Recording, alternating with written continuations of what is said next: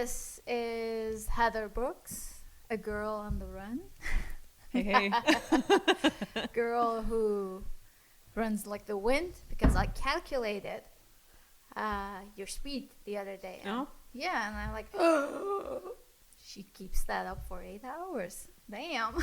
Depends on what pace you're referencing. We'll discuss that. I referenced myself. Okay. And I thought, okay, this is not someone I could keep up with.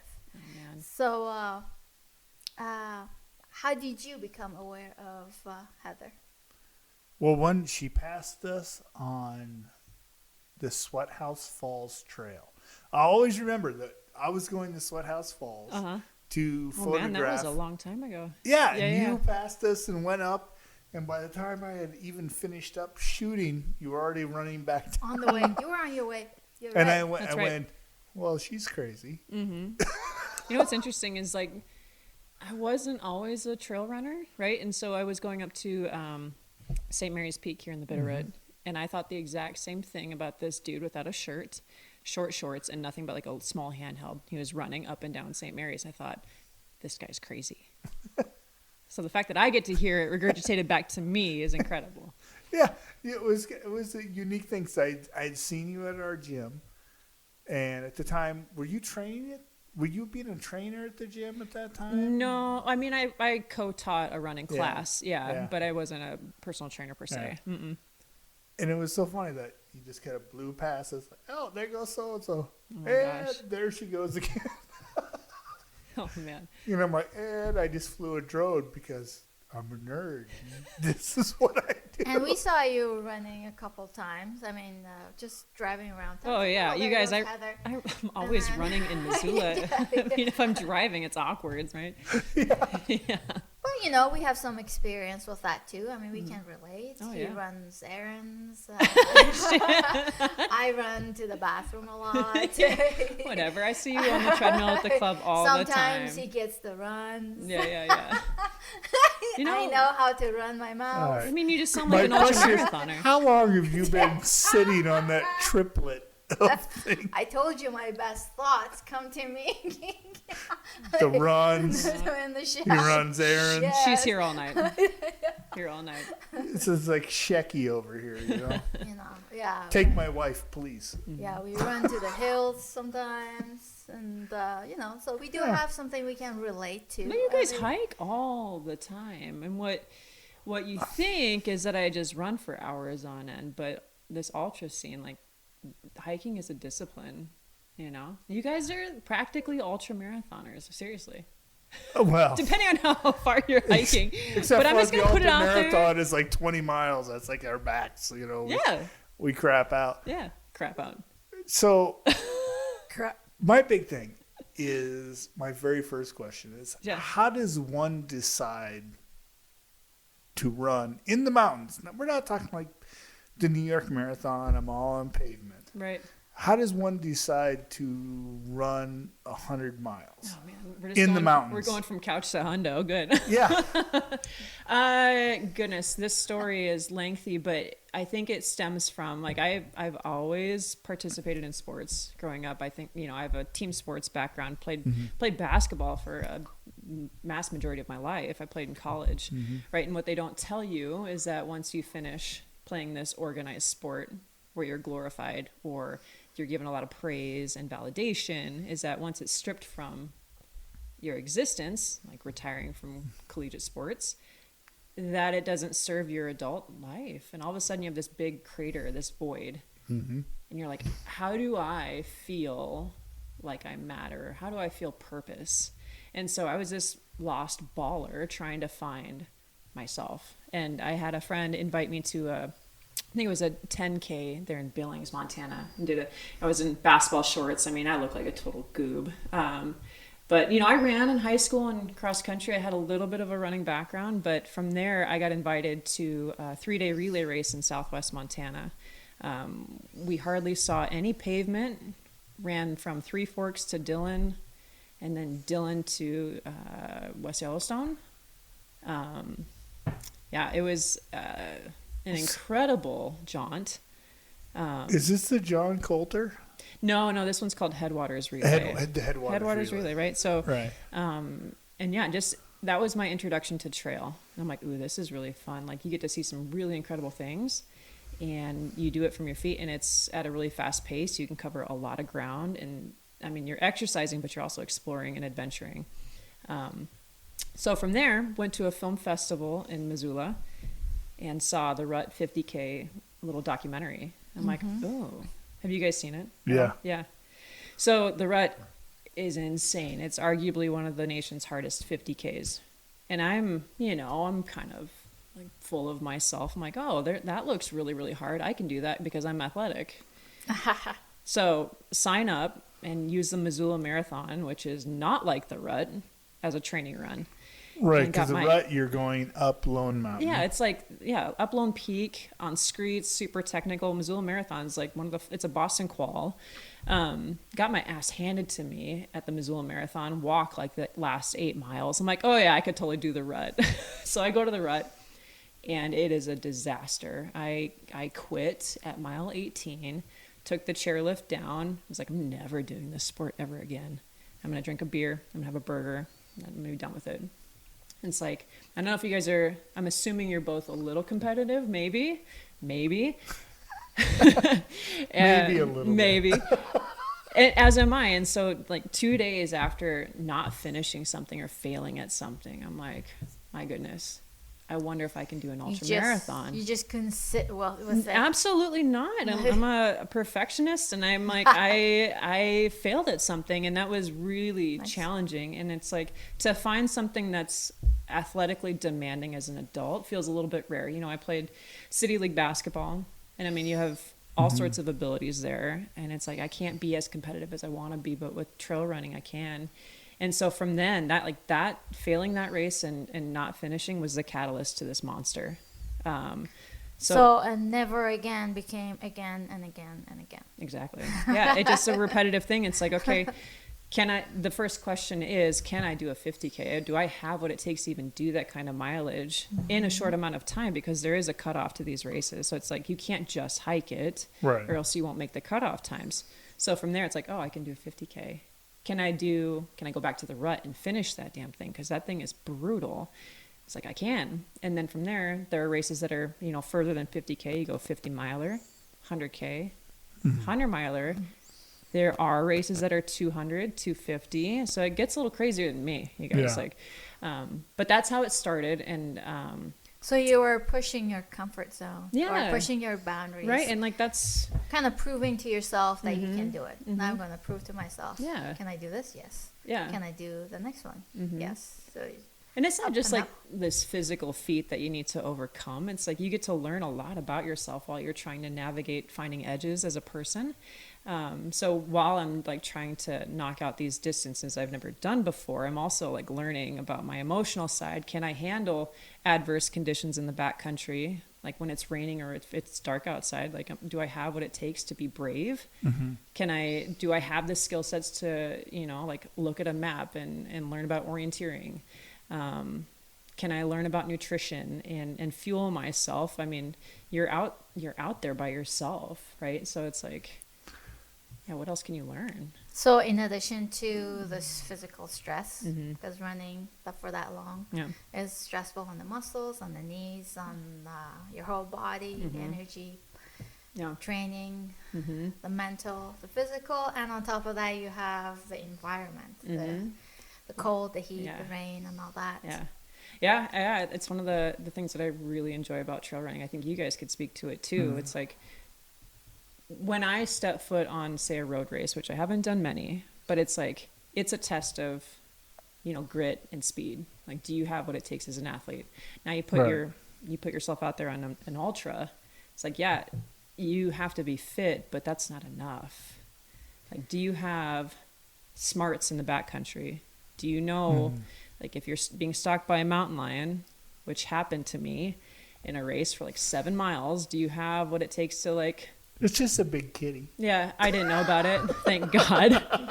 But it's like, do you have the skill sets to it's like a one big puzzle, Yeah. And it's like, if you're staving off hypothermia in the backcountry, do you know what to do?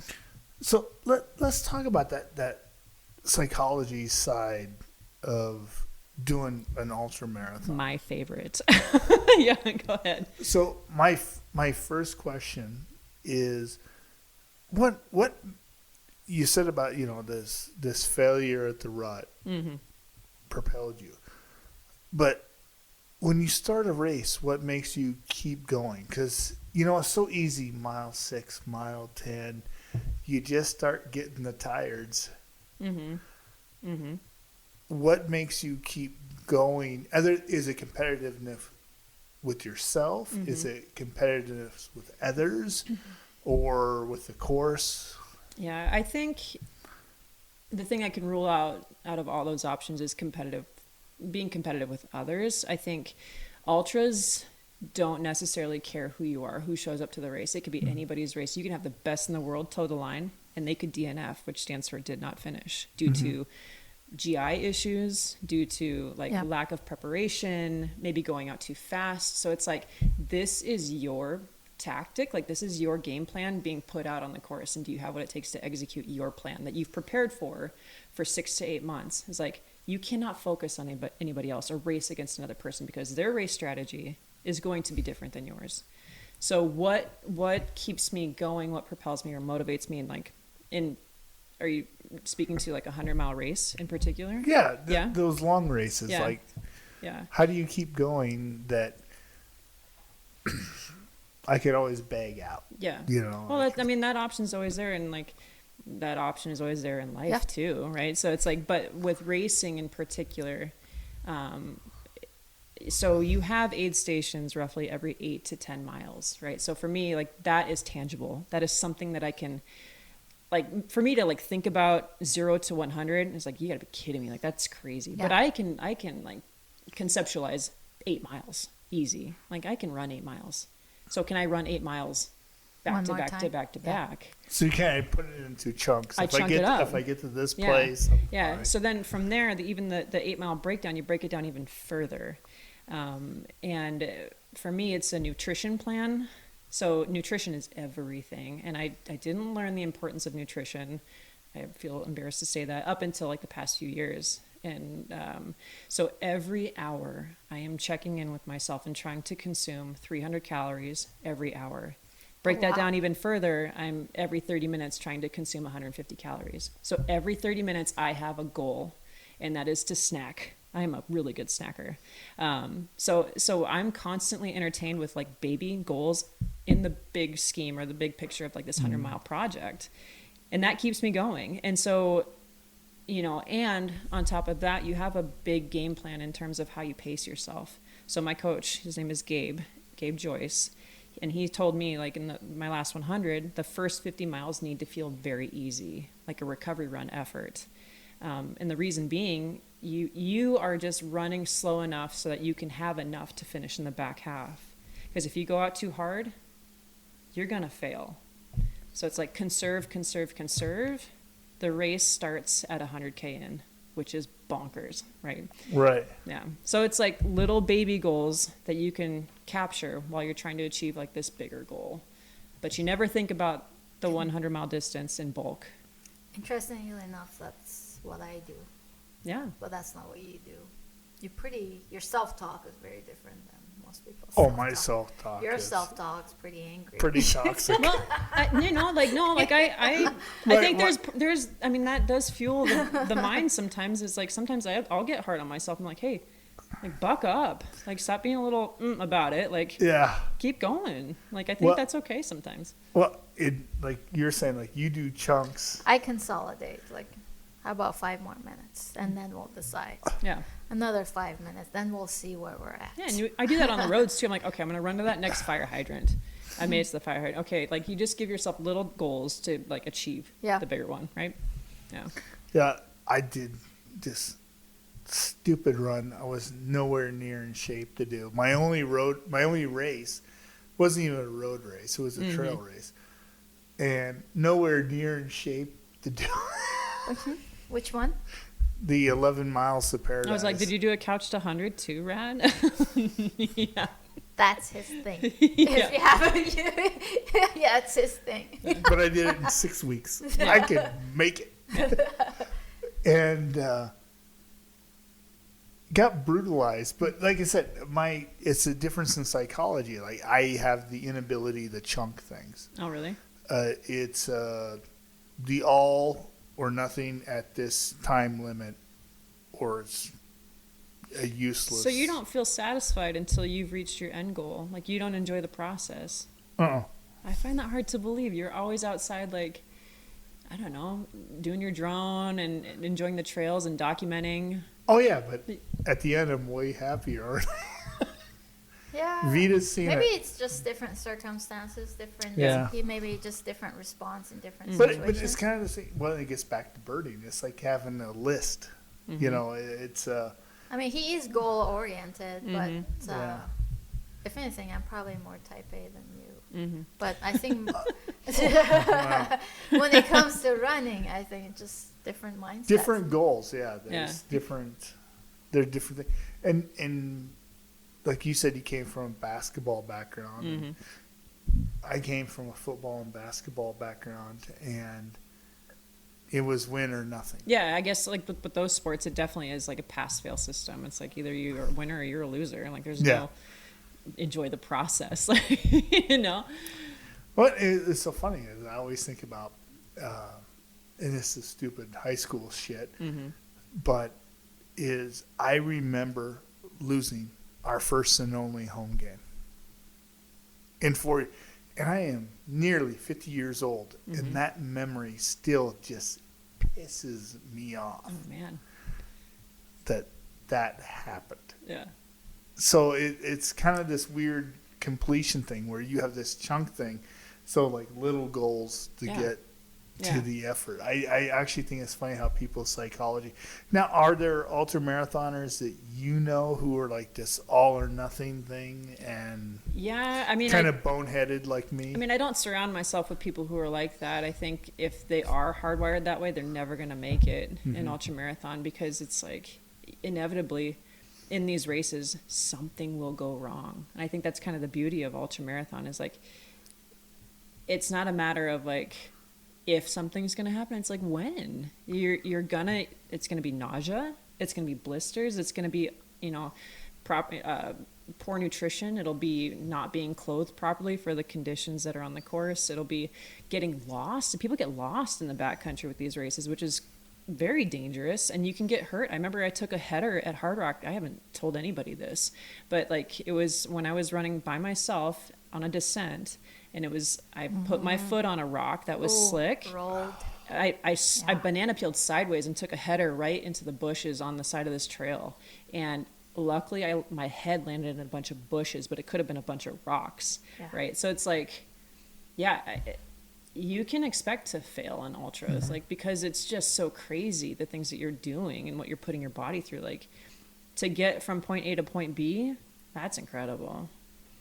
So, did you know that ultra runners have very good emotion regulation? Is that true? Yes. Go on. Go on, baby. of course we do. Okay, all right. Actually, first of all, they score high on the pain threshold. Surprise, right? Score high. So they score high on the pain threshold compared to recreational runners. They score high on resilience over the general public. Again, of course, people aren't. I mean, they aren't sure whether they were born with it or if it's a learned skill. Yes, but maybe a little bit of both. The other thing is they also, of course, they're more individualistic because you're running by yourself for a very long time. You're reliant on yourself, so they regulate their emotions better. I mean, it's not like they don't feel the emotions, but they decide. This is such an ego stroke. How and where to feel that emotion. Kind of like, can I put it to the side for a little bit, and then I'll deal with you. And I think like all these things are true, but I'm also participating in ultra because it requires that I flex these things and learn more about myself. Yes. And expand in ways that feel uncomfortable. It's like, I'm an extrovert. So time alone feels kind of uncomfortable sometimes. So for me to be forced to run in the trails alone and take some solitude and not engage with music, just connect with the ground and my environment. Like, I mean, I'm a product of modern day stuff. I'm addicted to the buzz of being productive. So can I be mindful and kind of settle into the nothingness of this trail run and just, you know, enjoy the simplicity? So that's where you make your peace with the crazy world. Yeah, exactly. Yeah, but it's those things you just highlighted. Like, yeah, I think I have some of those things, but I also participate with ultras and trail running because I'm asked to expand more. So this is interesting. Ultra runners score low on. Yeah, I was like, all right. Here it comes. I love the balance. Bring it, Vita. They call it affiliative extroversion, which translates to warmth and friendliness. Now there's a reason for it. I mean, you're in the woods for hours on end by yourself. So, you know, when you come out of the woods and, you know, people don't expect, I guess it's hard to get back into people again and be warm and be friendly. Yeah. So it comes from being too self-reliant or too independent. And, which is all, to me, it all sounds good. I have no problem with that. He's like, yeah, it's perfect. I hate people anyways. Cheers. And also, so ultra runners, you know, they're less prone to anxiety and depression and blah, blah, blah, blah. But the other side of the coin is because of being so self-sufficient and maybe scoring low on extroversion, they're also more prone to suddenly have that depression. Because I have a lot to say about this. Yes, because relationships take a long time to build. So, I mean, if you've been away training, being in your head for a little while, first of all, you're individualistic, so you don't need it, right? They don't. But there be times where you like, now I need it. Yeah. But then you haven't nourished some of those relationships. I think it's hard to summarize the character of like the typical ultra person. I've been asked plenty, like, why are you running ultras, you know? And my response, say, like 5 years ago was, it's because I love nature and I love being outside. But I was definitely running from something. And it's like something you can control. And I think you typically see a lot of people who come from addiction in ultramarathon because something they can control. It's addictive behavior. People who are depressed, it's a coping mechanism. There's also very healthy people that are running ultras because they enjoy the hell out of it, right? But like in my own experience, I am definitely extroverted. And if you ask anybody in Missoula, I'm constantly running with groups, with people. It's like rare that I ever run solo. Also, I'm just like a very practical, safe runner. Like I don't like running in the backcountry by myself. If you run with me, you will find a bear, guaranteed, every time, you know? So for me, I'm a safe runner. I run with people and my reasons for running have definitely changed in the past, 5-7 years. So do you think your reasons were always there, or that's something you found out about I found out that it was a coping mechanism for suppression with my sexuality and being in a relationship that wasn't fulfilling for me. And it's interesting to like look back, reflect, and kind of comb through that. I was like, oh gosh, I was hiding. You know, that sounds bad right?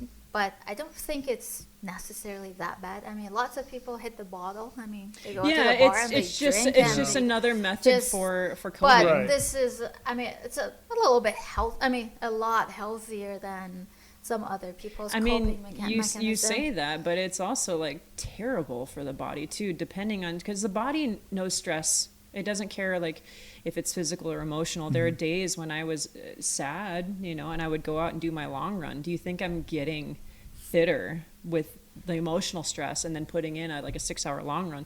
No, I'd be better off like chilling at home and being recovering. It's like you're breaking down. And the worst part of it is I love that we're having this conversation because I don't hear many people saying this, but like running is glorified.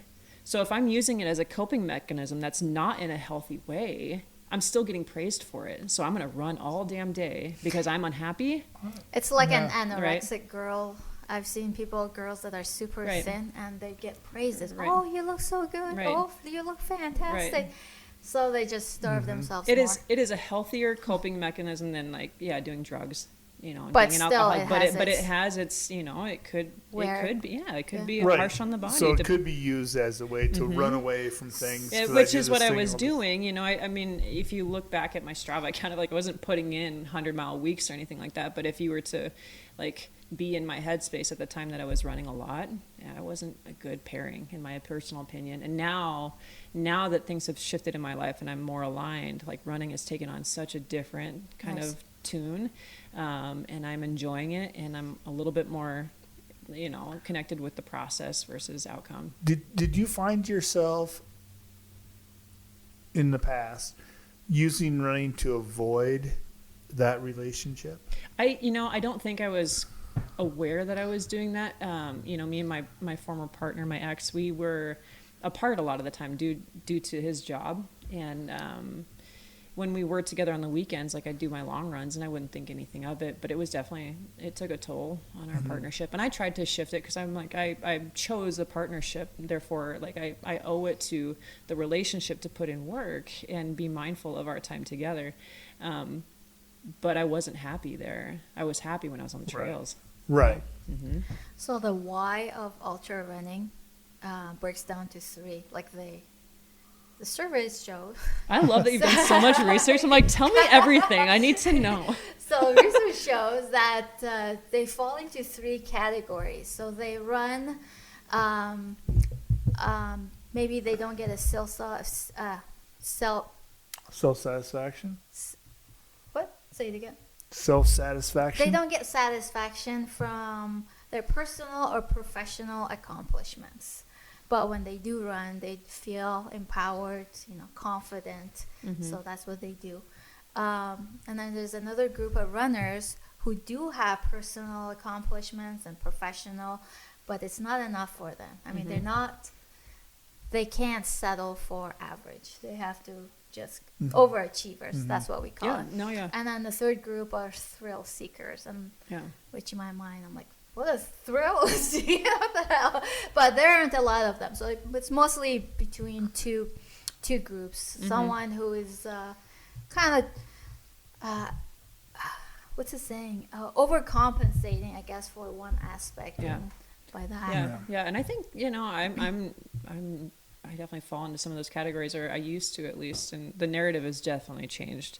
Thank God with my relationship to running, but it was it was my one and only. I remember towing the line at some of these races that were, on paper not that dangerous, but anything could happen. I remember running on a cornice, on the CDT in between by Salmon, Idaho, and remember thinking if I end up dying at one of these races, that's okay. That's how committed I was to the running, because that was my single source for joy. Yes. And now I have a little bit more balance in my life. And, I still think there are many ways to kind of capture the same growth that I'm experiencing with running. I mean, I think everybody should have a carrot to chase, mine just happens to be a black carrot, and kind of messed up. But it's my reason for running now is that I get to find my edges as a human being. It's to be stagnant, in my opinion, is to be, dead. Yes. Right. So it's I get to figure out and learn a lot about myself through these runs and these races and training. So when I actually looked through a bunch of ultramarathoning things when I had this vague notion that I could run longer than 15 miles. That notion has since left. Oh boy. Smart guy. But you see, I just call it misery porn. So you look like the Berkeley marathons. Yeah, which just happened, by the way. It's just nothing but misery porn. Mm-hmm. Every video you see of it, everything you see of it, is just. And how much does that play into folks doing ultras? That I can be a part of the misery porn. I can do something that's so miserable, and I can talk about how miserable it was. I think being a part of marginalized groups is always kind of fun, and Yeah, if it's dangerous, it might be kind of sexy. Yeah. Right? And, but the Barkley, I'm going to put it on record here with this podcast and say that I will never participate in that crazy race. Oh my gosh.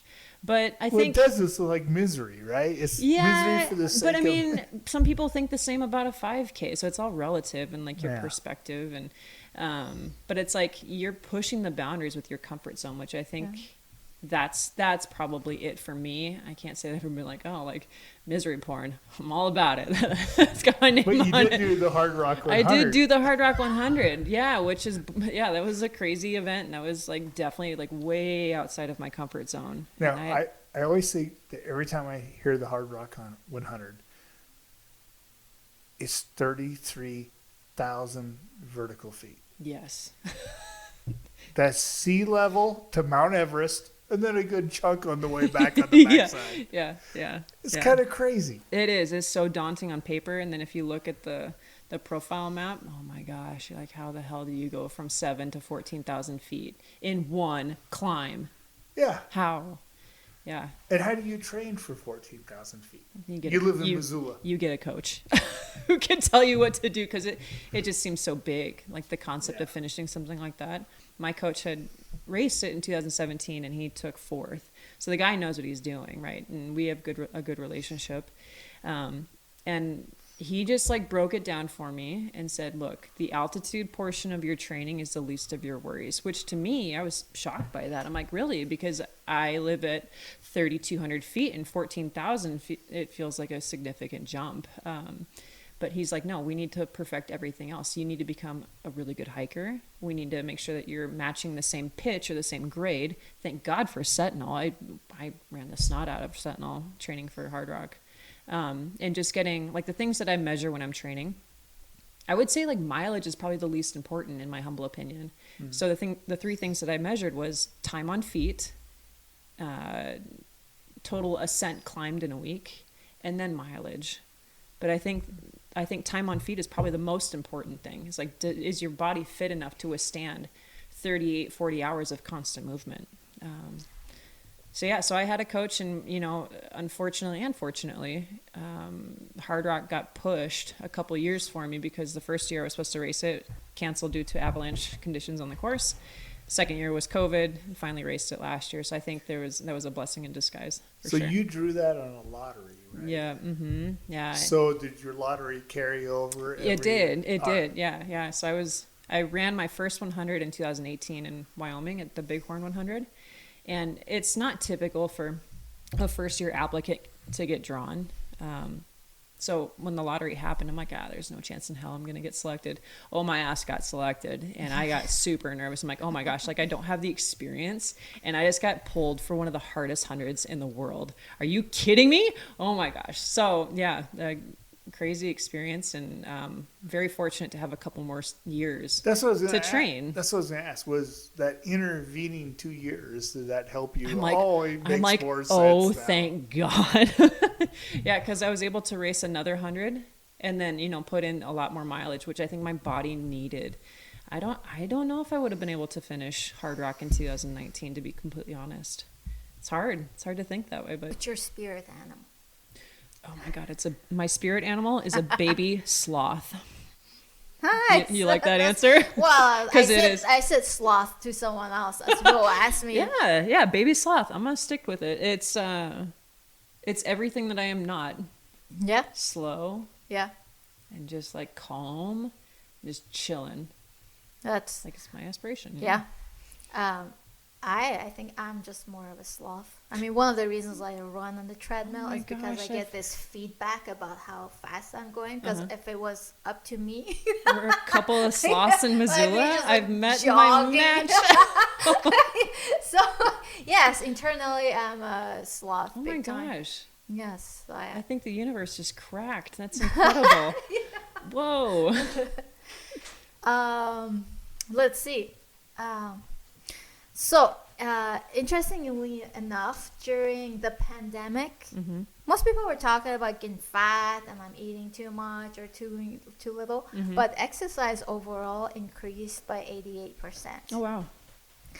And And runners contributed to a lot of that. Right. Their participation went up 117%. 2018, 108,000 people signed up to run 100K. Well, that makes sense. It's like Yes. running, you don't need a lot I'm starting to to get... believe you logged in all those hours. Average. I'm like, I think Heather. Who is this outlier? Oh my gosh, that's hilarious. Yeah. If you I might have factor tipped the out scales. Heather, things numbers might have been a little different. Yeah, that's... do you know what her spirit animal is? Fox. It's the same as mine. We are a couple of sloths. No, she's Yes. a fox. I'm not a That's fox. very cute. Stone What? Cold Fox. Yeah. It's No. like, I think Rad's hitting on you. No. Because every time you see a fox, you're like, oh. That's because they're pretty. Again. I wish Do you guys- I was more. Do you of a guys need me fox. to leave? Honestly, I wish just I was see you- more of a fox, like a little bit more, not No. sly, but Cunning? No. Yeah. I think I play all my hands like right off the bat. You saw Just- sloths a couple weeks ago. You went I know. to. Yeah, did you see the thing? Did you see how fast that thing was moving? Not just. Aren't they beautiful? Oh my gosh, they're so wonderful. Yeah, they were so fast. No, they look so creepy. Yeah, they're very creepy. They're not beautiful. I mean, No. that's why we choose baby sloths. The face is cute, but the rest of it with the long nails. Yeah, ooh. yeah. That's why you like. I'm May sticking Moon. with it though. You're sticking with Oh, your... absolutely. Yeah, their demeanor and the way they move through the world very slowly. It's like, yeah. But they cover distance, which is the weirdest part about sloths. Oh my gosh, let's You talk can about see them in sloths the for the trees, next 30 minutes. and they're going so slow, and you're like, yeah. And then Yeah. you look up and like, where did he go? The sloth? Yeah, No. yeah. That happened to us at Manuel Antonio. The sloth. I looked down for a second. I looked up, and he was. 100 miler, done. I giveth you It read the sloth. Heather's Oh, sorry. It was a handbook two-toed sloth. That was Hoffman's two-toed sloth. That's funny. Now I can give you a weird fact about sloths. Yes. The sloths we have now have absolutely nothing to do with what a sloth was 400,000 years ago. Convergence. These slow-moving evolution. arboreal hangers Yeah.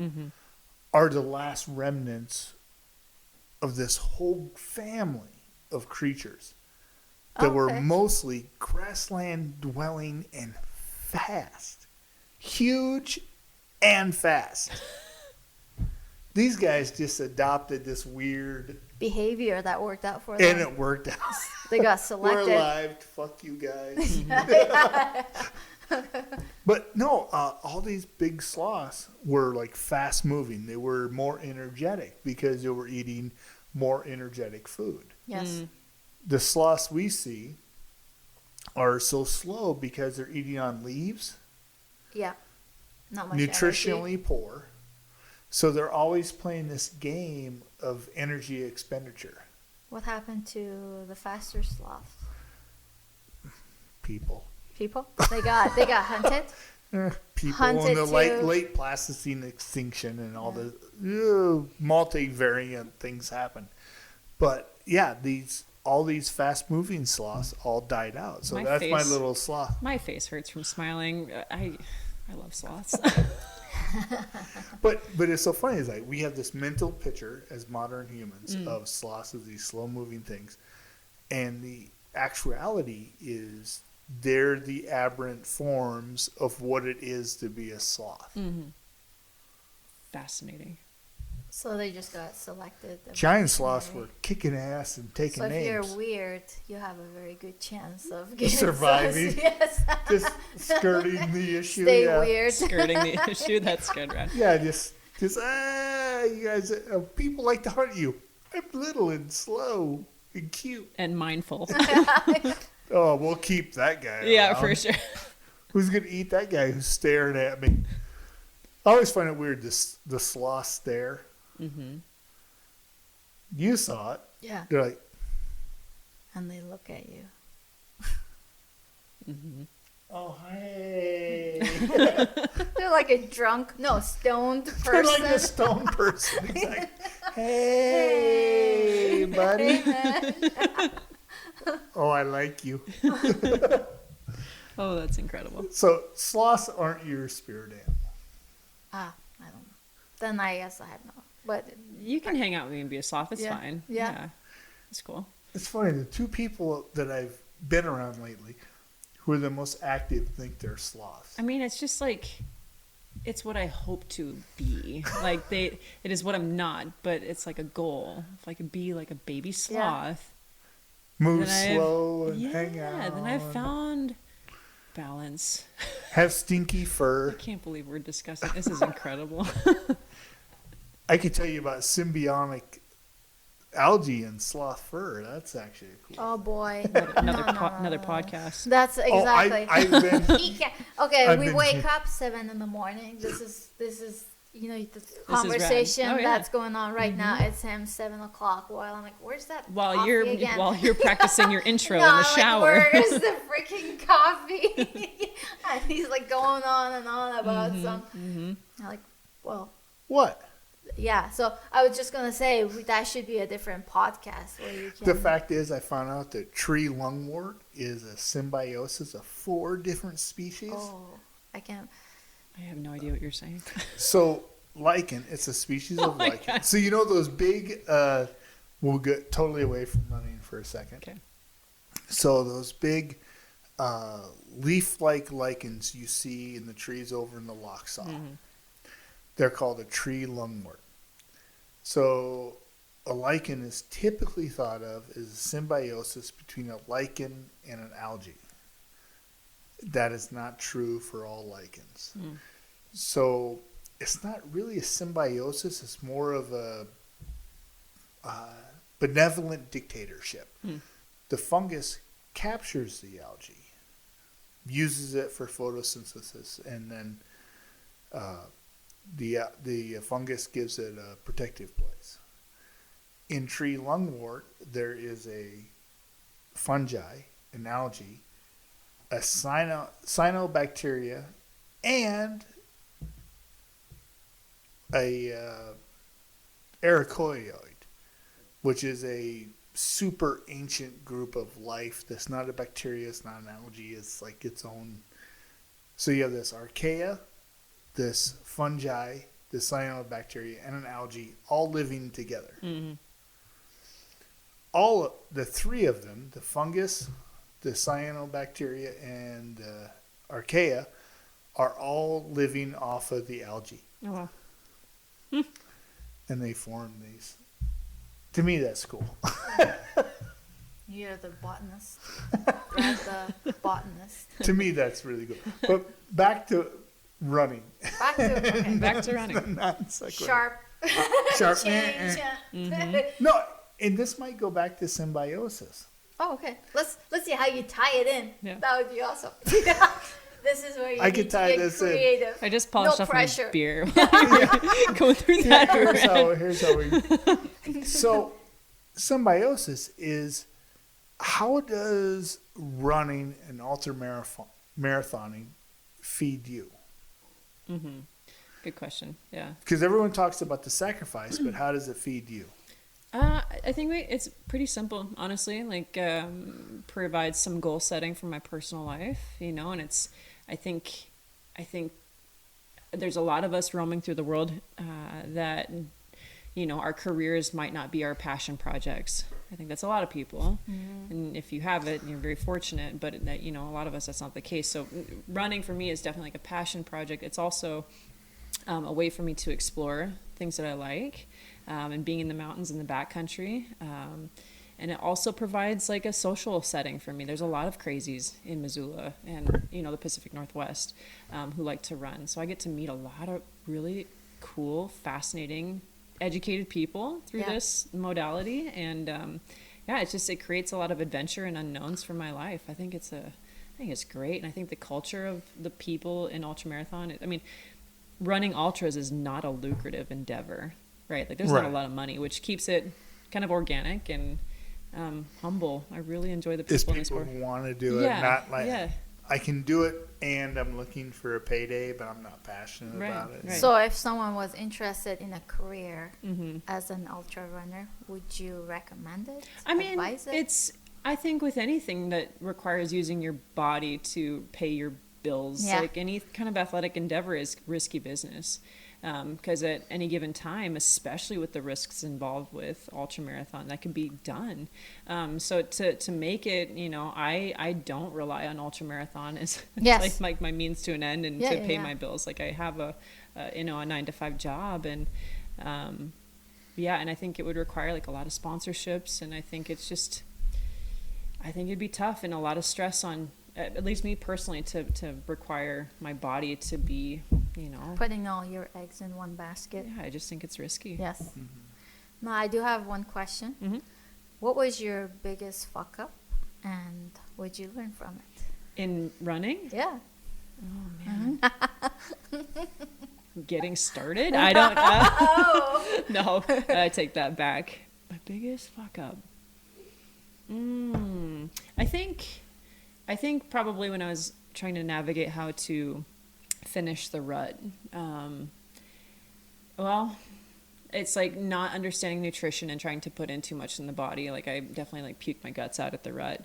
Also, I think in the beginning when I was not dealing with my thoughts and like I had the stress of ultramarathon training under my belt, I listened to music a lot while I was training, which fortunately I'm alive, but it's like in races I would get lost on account of listening to music because I was just like, I was in my own world. I was in a music video. I was just having a blast, but I'd miss course markings and be completely off the grid. And I didn't have a lot of orienteering skills or navigation skills. I didn't practice. But I would say like getting lost in races on account of listening to music was one of my biggest. So do you no longer listen to music? I no longer listen to music, and I've been able to like listen to Heather and like sit in that headspace and be uncomfortable. But yeah, that was a process to kind of wean off the music. Oh. I don't think I'd be able to do it. You should try it. It's a fascinating experience. Yeah, I bet. Yeah. But I don't know. I think it takes a little bit time and work. Yeah.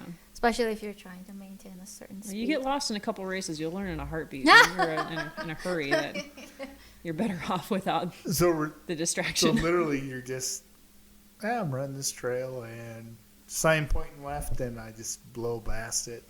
Oh yeah. Yeah. Missed it entirely.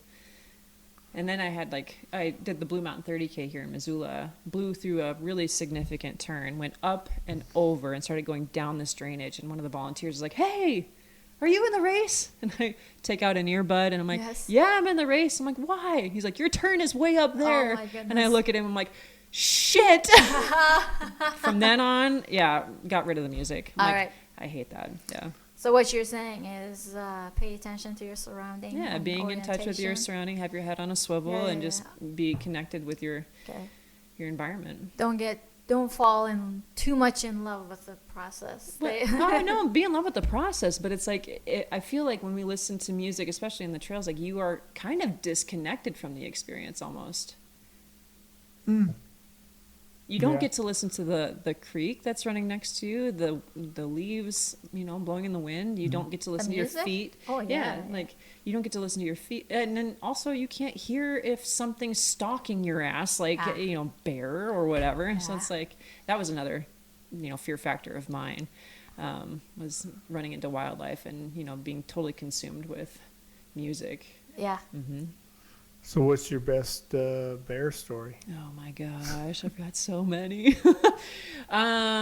So I now carry bear spray with me 365 days of the year, and people make fun of me all the time. Right? Once bitten, twice shy. Yeah, so I was up on Jumbo and ran a 10-mile loop with one of my friends, and we were Lincoln Hills area, and I swear, maybe less than a mile from the trailhead. And we're on a 2-track, round a corner, and I hear this sound, and I look up in the tree. I thought it was a squirrel. It was, and I realized that it was a cub. I'm like, oh, that's good. And then my friend on my left says, Heather, there's a bear. And in my blind spot on my right-hand shoulder is a standing sow, blowing snot, super pissed off. I have no bear spray. Yeah. You know, she was the reason why I started carrying bear spray all the time. So I turned towards her, and she's standing up. I'm like, oh, I'm going to get messed up. Like, we are within 8 feet of each other. Like, we are so close. And so I just turned towards her. My friend's super smart, was hiding behind my backside, you know? And I, like, turned towards this sow, and I'm, like, just talking to her. Like, she's like my dogs. I'm like, this is a moment. I'm going to get fucked up. Yes. I'm going to get messed up here. That's very smart, actually. Oh, yeah. So I start walking backwards and just talking nice and calm to her, and like, this is a moment, like this is crazy. And luckily she dropped down to all fours, and then she started taking a few steps towards me. I'm like, okay, this is that moment you hear about. And luckily she turned towards her cub, which was on her side of the 2-track. And and I told my friend, I was like, let's get the hell out of here. And so luckily, like, you know, and I've had a couple of encounters where, you know, I scare bears, but I'm luckily packing spray. But I mean, just because there's hibernation doesn't mean there can't be like a mountain lion, a bear out of, you know, doing its thing out of season, or bears are or humans, you know, crazy humans in the backcountry or in the mountains. I mean, you know, so that was my craziest bear encounter. Honestly, I think she did really good. Craziest human experience? Hanging out with you guys? I don't know. You look crazy enough. I've had a ton of crazy human experience. I mean, I don't think I've had too many. I mean, where I go, people don't. So, safe to say that I haven't had to use my bear spray on a human. Yeah. But it's always nice to have. Yeah. Just a little, you know. Just it's there just in case, because there's nothing worse than needing it and not having it. Yeah. So, anything? Well, you know, kind of my next question is, what do you think about the misery porn? Like, when you look at YouTube videos, going back to the misery porn, you just like saying it. I am. You know what he tells me the other day? He's like, grown-ass man was crying because his toenail ripped off. I'm like, yeah, but that's because he's also low on food. He's hangry. He's crying like a baby. I'm like, dude, just a toenail. Get over it. No, but how do you see the proliferation of YouTube videos of like the Barkley Marathon or these other ultra marathons where it really is misery porn, and the people who get into it for maybe that painful experience rather than the joy Catholics. of running, or maybe they're Catholics. Yeah. Oh gosh. I had an epiphany. I get an epiphany. But I wonder that. What you're saying is some people gravitate towards that. Yeah. It's not part of the journey. It is it. And should that be the lead? Because I watched all these videos, and that was the lead, was the misery rather than the triumph or the ability to have this sort of endurance. Or to overcome the misery. Yeah. Rad. Okay. I think you're a sucker. I mean, I think humans like to see drama. We love the emotional roller coaster. So what you're seeing is definitely like, right. I mean, it's being showcased in a way that is entertaining for a viewer. For speaking for myself, I don't think I go into a race being like, I'm going to suffer so much and that is awesome. Yeah. No. I think my mindset around it is like, I am being invited to challenges and can I overcome them? Like, I'm not looking to feel pain. I'm not going out there to be like, how much suffering can I endure? And is that my method for validation? Absolutely not. But when we're storytelling and maybe creating these documentaries, it's like, of course we need to lure you in, and like, how else are we going to lure you in without the wow factor, without the pain, without the suffering, without the exposure of ridgelines and the dangers? Like, that's what keeps you on edge and like provides you, the viewer, with like this emotional roller coaster. Right. And I definitely come from the generation of Wide World of Sports. And they would do the Iron Man. And they'd always have the guy on the bike blowing snot and barely making it. Yeah. Yeah. Look at him now. Yeah. There he is again. And we're all fans of like seeing people push past like what we know to be true and humanly possible. The crawl to the finish line. Yeah, I mean, I watch a lot of documentaries on rock climbing. I mean, that is not something that I have the skill set to do, and it's like a wow factor for me. I'm right there eating popcorn with you for sure. Is that something you're interested in by any chance? No, I respect gravity. I mean, I would love to try it at some point. I mean, I don't fear heights. You know, I run ridge lines and stuff, but yeah, I just have never had the time to kind of indulge, I guess. I already know what you're thinking. Are you guys gonna invite me on a rock climbing trip? Oh, hell no. Okay. I would. Are we going to Yosemite? I'm kind of sane. Yeah. We do know someone who is an excellent rock climber. So, Cool. I mean, I would definitely try it for sure. Oh, yeah. Yeah, I think it's good to and try you're new both things. in the same tier in your field. So yeah? it's very interesting to see someone cross-train. I think it's important. Yeah. Or, maybe see Pam try to run. I doubt it's going to happen. I doubt it's going to happen. I'll try. But yeah, yes. Going from being so good at something for a very long time and then all of a sudden you're experiencing something where you really suck at. The gains in like something that you're really good at are so small anymore. Oh, and yeah, it's like yeah. but when you try something new, I mean, I did that this last season. Hard Rock was over. I'm like, I'm gonna try some new sports. Oh, yeah. Things I'm really bad at, which was skiing and mountain biking.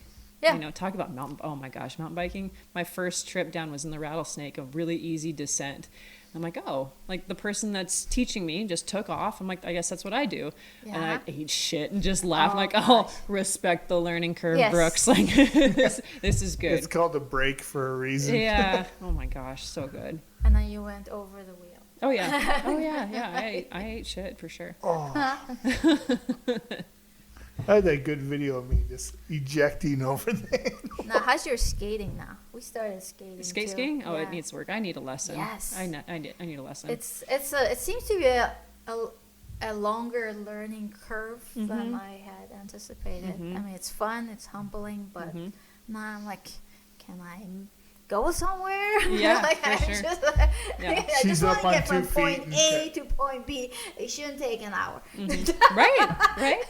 Oh, it's so good. So, what?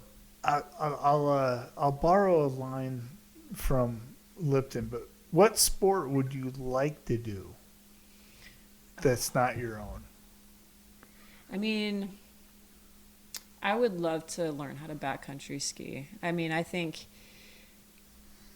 growing up in Montana, I there was a moment in time where my dad's like, you need to pick what you're going to do. And I chose basketball. And from there on out, I couldn't participate in skiing. And now I'm an adult in Montana without any skill set. And I'm like, yeah, I should know how to do that. Yes. But all I know how to do is dribble this damn orange ball. I would say like being a, downhill skier would be a choice for me. Like that would be my pick. I like to ski too. Do you have more questions? I have 2 questions in my head, but if you're okay, all right. So first one is there a myth you think that surrounds ultra running, which you would like to debunk?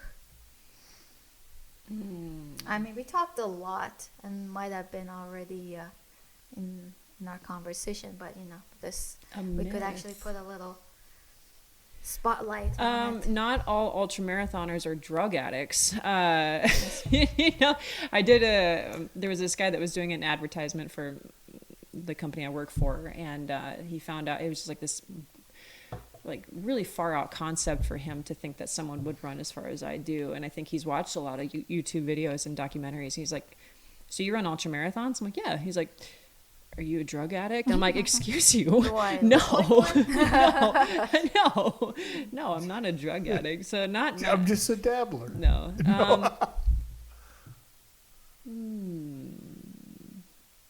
I think that's the only thing that comes to mind off the top of my head. Yeah. Okay. So, and then one last one. I don't want to wear you out. No, you're good. Yeah. As much as I like to think that you agreed to this interview because we're just so awesome. Right. Of course. But I also think you agreed to this video because you want to actively promote something. Is there one that you'd like to talk about? Yeah, I think I would love to just promote creators locally. You two are Missoula people. You are involved in our community. You provide a lot of great things. And I wanted to support. I think I have a passion. Like, I've had a handful of people ask to do podcasts, right? And it's like, if I don't connect with you, I don't know that we can have a conversation unless like there's something that like stirs my emotions a bit. And you guys, like, we see each other I see you almost every day, you know. It's like you are involved in the community, and I don't know too many podcasts locally that are doing what you're doing. So for one, I want to push local content and creativity. I think that's incredible, and I think you guys are doing an incredible job. The other thing I want to say is that and I've said this in a couple of podcasts, like mental wellness is something I think that we've all kind of embraced during the pandemic, and that if I can be a voice of like squashing the stigma regarding therapy and getting help, that people should do it, and like we all owe it to ourselves to have that person in our corner. And it's like, we just think about relationships. It's like, if you are constantly coming to your partner, for example, with the same issue month after month after month after month, it's like that space is dedicated to this issue that's never being resolved. Now, if you go and have a therapist or a counselor, to help you untangle that mess that your partner may not have the skill set or tools to do, you are fixing your issue, and you're also coming to your partnership with this newfound freedom and a new space to create something new and maybe positive. So it's like, you can bring that into a romantic setting, you can bring that into your work relationships and your friendships. So it's like, therapy is amazing, and if you can do it, for the love of God, please do it. That's I think that's fantastic. Thank you. Yeah, the stigma of getting therapy. Yeah. And I also think that elite athletes might be more prone to it, mostly because everybody praises them, right? So it's kind of hard. Something we discussed. So exactly. I wasn't going to say, you know, their ego is so big they don't want to admit they need help, but sometimes you feel like maybe you're letting people down, you know, by admitting to something. I think it's by admitting that you're human, you know. But that's just people's expectations of you. And that's, I mean, when I've had the chance to speak or, you know, showcase my story, it's like, I want to promote human experience, and that I do have faults and failures, but that's part of living, and that's kind of the joy of the rise and fall of what we're doing. Yeah, people like to have someone to worship. I think it's kind of a human need to have someone to worship, whether it's a religious person, really spiritual person, mostly because you kind of want to aspire to that. There's this awesome person there, and I want to be just like you. So, you know, when they all of a sudden come to a realization that this awesome person is also human, it's kind of like, well, now what am I going to look up to? So yes, that was. Thank you for asking that question.